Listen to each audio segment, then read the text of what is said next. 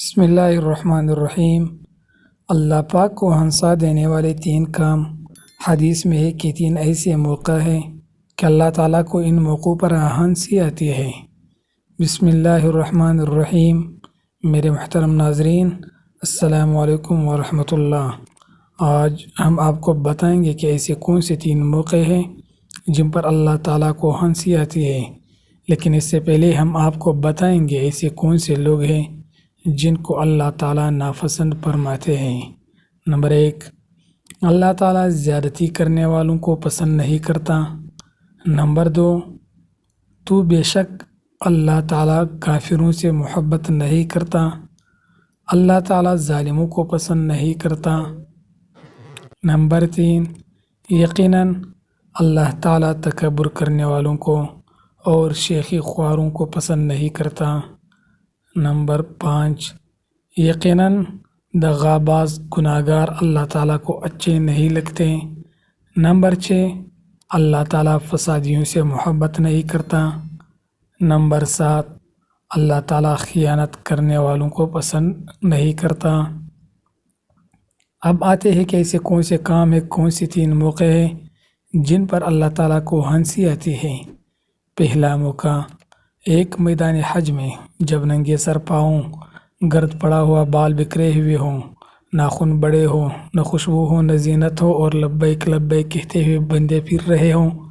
اللہ تعالیٰ کو اس موقع پر ہنسی آتی ہے کہ کیا حیران کر دینے والی یہ چیزیں کہ کیا چیز ان کو ان کے گھروں سے نکال کر لاتی ہیں۔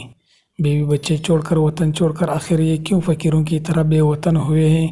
میری محبت میں ہی تو پھر رہے ہیں۔ اللہ تعالیٰ ہنستے ہیں اور فرشتوں کو کہتے ہیں کہ تم میرے گواہ ہو، میں نے ان تمام لوگوں کی مغفرت فرما دی ہے۔ یہ میرے محبت میں گھر بار بیوی بچے چھوڑ کر آئے ہیں۔ میں کریم ہوں، یہ نہیں ہو سکتا کہ گھر بار چھوڑے اور میں توجہ نہ دوں۔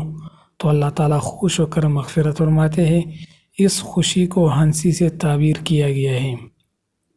نمبر 2، دوسرا موقع، جب مکبر تکبیر کہے اور لوگ دوڑ دوڑ کر آ رہے ہیں کہ صف اولیٰ میں جگہ ملے گی، ہر ایک کی خواہش ہوتی ہے کہ مجھے جگہ ملے، گویا ایک قسم کا جھگڑا ہے اور آگے پیچھے کی دوڑ ہے۔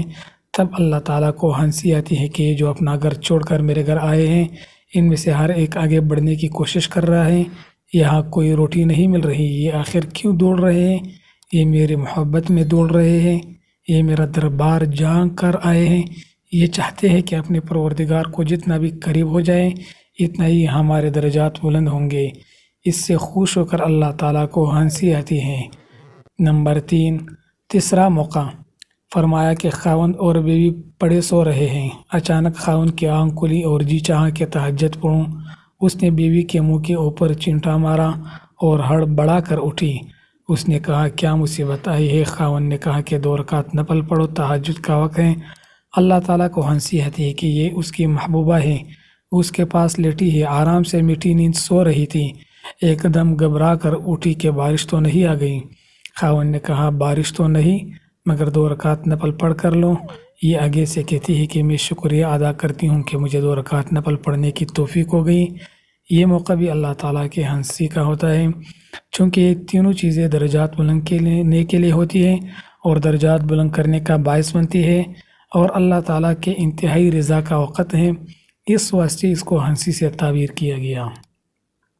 جب کوئی رات تنہائی میں گزاریں تو کبھی سجدہ رکوع میں، کبھی تلاوت میں، تو اللہ تعالیٰ کو ہنسی آتی ہے۔